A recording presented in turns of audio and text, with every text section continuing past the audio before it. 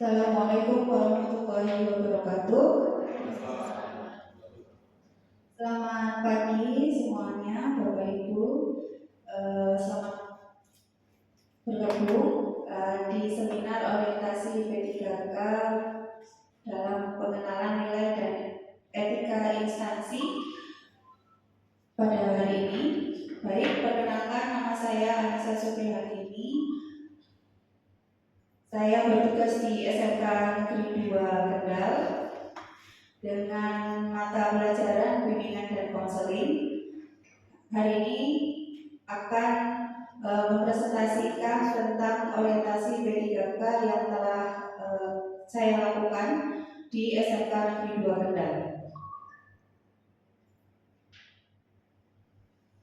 Latar belakang dan tujuan. Yang pertama, pentingnya orientasi ini adalah merupakan langkah awal yang strategis untuk membentuk karakter aparatur sipil negara atau ASN yang profesional.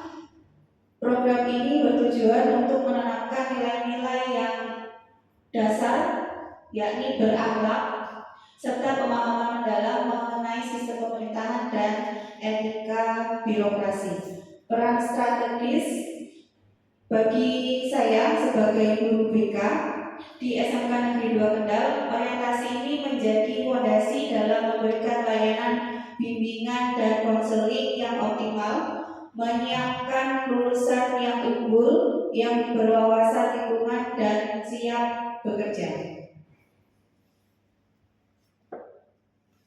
Selanjutnya, tujuan orientasi P3K yakni yang pertama, memberikan pemahaman kepada P3K mengenai peran strategis ASN yang sebagai pelayan masyarakat, pemersatu bangsa, dan penggerak pelaksanaan kebijakan pemerintah. Yang kedua, menguraikan nilai-nilai dasar ASN yang berakhlak, prinsip etika profesi, serta budaya kerja yang menjadi pedoman dalam birokrasi pemerintah. Yang ketiga, membantu P3K memahami sistem manajemen kerja, termasuk cara menyusun LHK, SKP, dan indikator kerja individu. Yang keempat, menyampaikan arah prioritas serta visi dan misi dan pembangunan daerah ditetapkan oleh pemerintah Provinsi Jawa Tengah. Yang terakhir, mendorong P3K untuk menerapkan nilai-nilai ASN dalam pekerjaan sehari-hari sehingga mampu memberikan pelayanan yang optimal dan profesional. Berikut visi pemerintah Provinsi Jawa Tengah, yakni Jawa Tengah sebagai provinsi maju yang berkelanjutan untuk menuju Indonesia Emas 2045.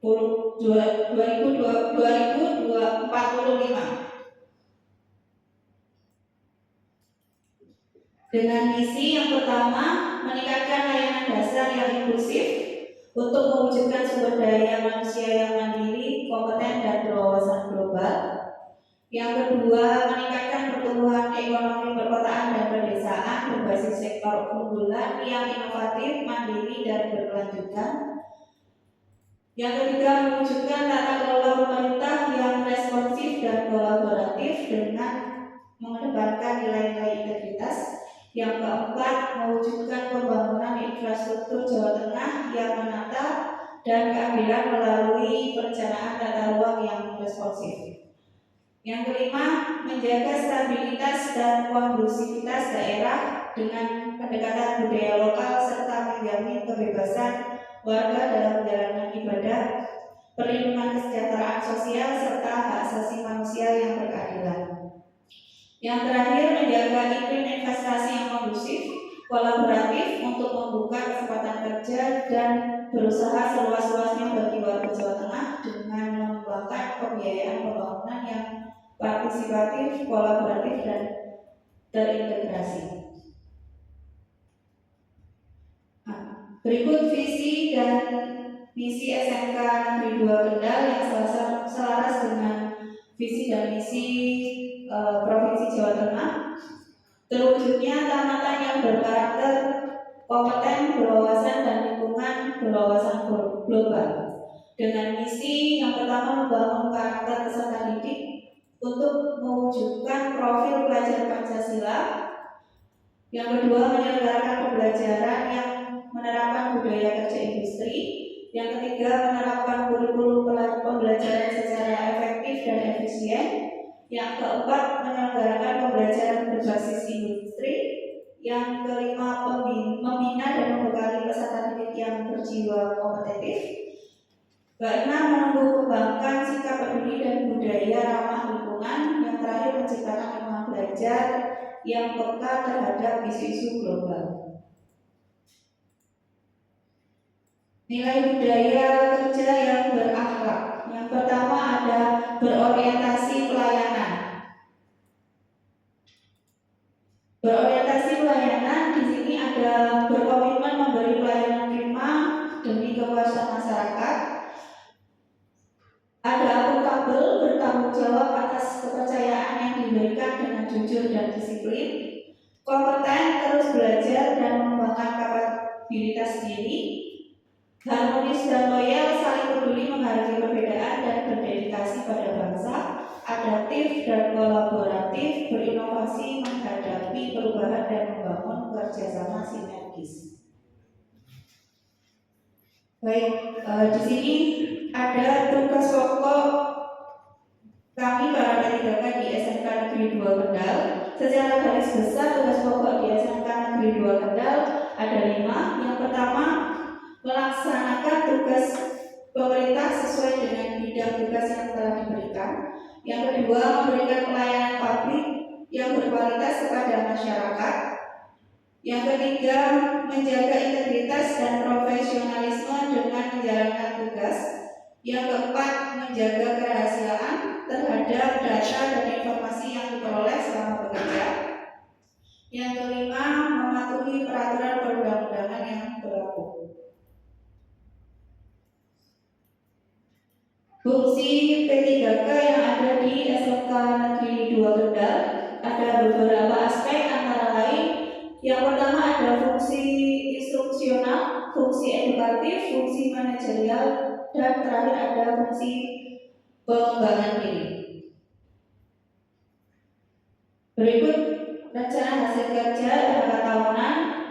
Saya singkat, ada 5 fokus utama kerja tahunan untuk mendukung visi misi sekolah dan provinsi. Yang pertama ada peningkatan kualitas praktik pembelajaran, yang di sini saya pilih disiplin positif diri. Yang kedua ada pengembangan kompetensi guru dan teknik.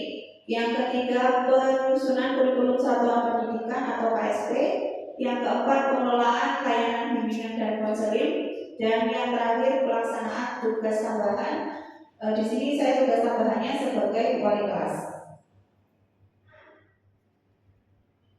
Yang pertama LHK pertama kualitas praktik pembelajaran.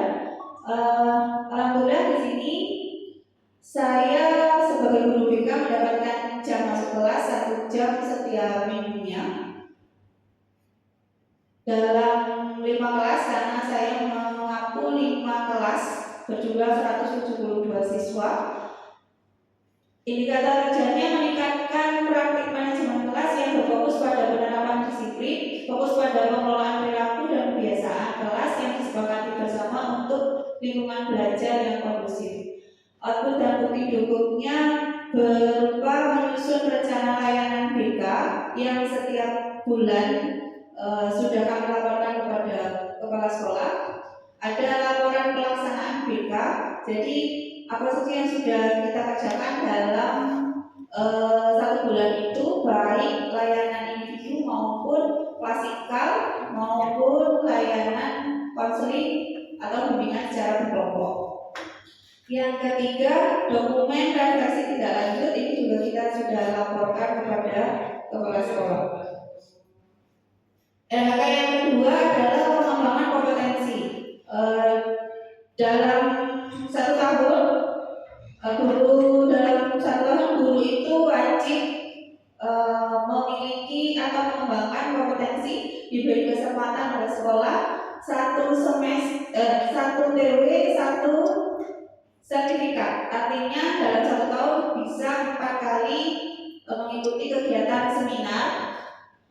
yang meningkatkan kinerja satuan pendidikan, mengembangkan kompetensi diri secara mandiri maupun kolaboratif.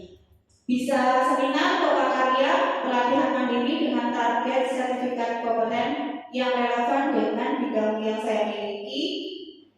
Bimbingan dan konseling ini salah satu pelatihan yang saya ikuti di Solo tentang 7 jurus BKIK.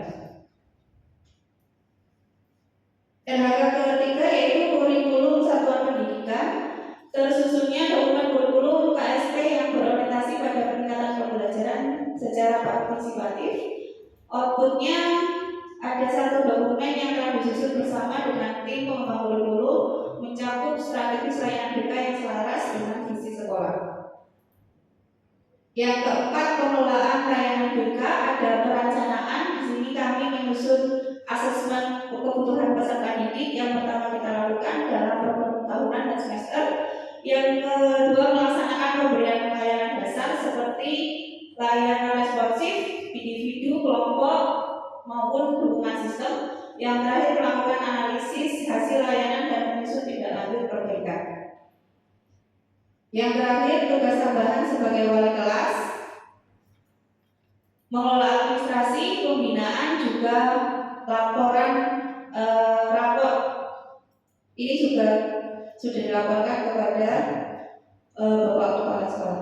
Baik, mungkin itu kesimpulannya. Orientasi ini telah memberikan pemahaman yang sangat mendalam tentang etika dan juga nilai. Sebagai ASN P3K, saya berkomitmen untuk mengimplementasikan nilai berakhlak, mewujudkan visi dan misi SMK Negeri 2 Kendal, dan memberikan pelayanan terbaik bagi peserta didik dan masyarakat. Mungkin itu saja Bapak Ibu yang bisa saya sampaikan. Jika ada pertanyaan boleh diajukan. Kalau ada yang mau menyampaikan pertanyaan, pernyataan, harapan. Saya Indonesia dari SMK Negeri Kendal. Pertanyaannya yaitu, Anda sebagai guru BK di SMK 2 yang sudah melakukan beberapa layanan. Terus pertanyaannya, ada nggak layanan yang menurut paling sulit dilakukan dan kendalanya? Makasih. Baik, terima kasih Bu Miharunisa. Memang ada beberapa layanan yang sudah kita lakukan. Alhamdulillah semua terlaksana, baik individu, bimbingan kelompok maupun konseling kelompok dan juga klasikal. Tapi memang ada layanan yang mungkin paling sulit, atau bukan paling sulit tapi paling jarang kita lakukan karena kendala-kendala yang terjadi di lapangan.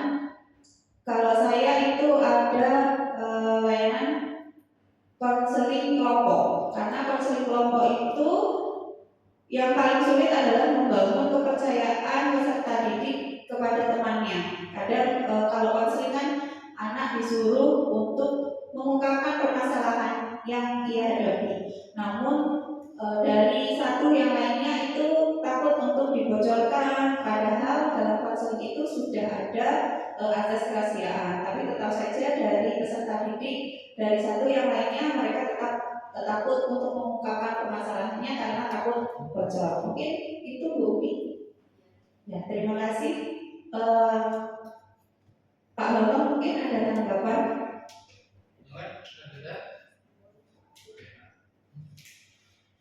Terima kasih Bu, paparan yang bagus ya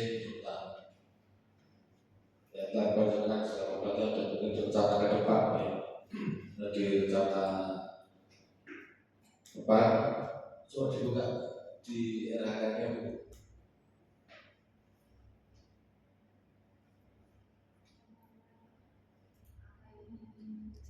Dan pengembangan potensi ya, untuk BK pengembangan kompetensi dan seminar karya pelatihan mandiri. Ya nanti contohnya apa aja yang kegiatan apa karya yang dilakukan banyak Kata mandiri berarti ngambil di, nah, itu kan banyak kegiatan BK itu tiap bulan harus ada GBK.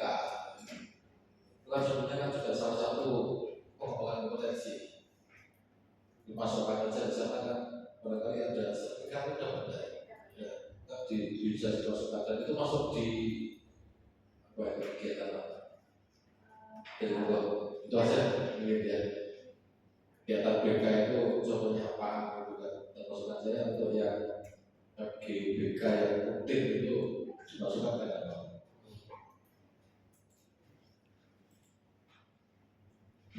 Baik, terima kasih Bapak. Alhamdulillah FGBK kami aktif ya di Kabupaten Kendal ini. Setiap 3 bulan sekali itu ada pertemuan rutin sebenarnya, tapi ternyata yang terjadi lebih dari itu. Padahal kami setiap bulan itu ada kerjasama dengan eh, perguruan tinggi. Itu mereka memberi ilmu kepada kami para guru BK, itu bisa berupa workshop. Kalau yang kemarin itu terakhir ada deep learning, BK dalam deep learning itu ada dari UGRIS Pak, itu juga alhamdulillah sudah dapat sertifikatnya.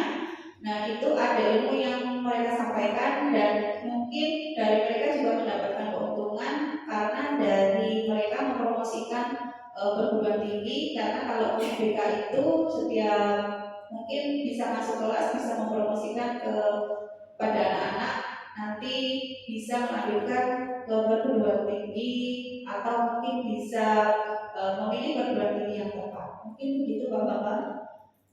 Baik, terima kasih. Mungkin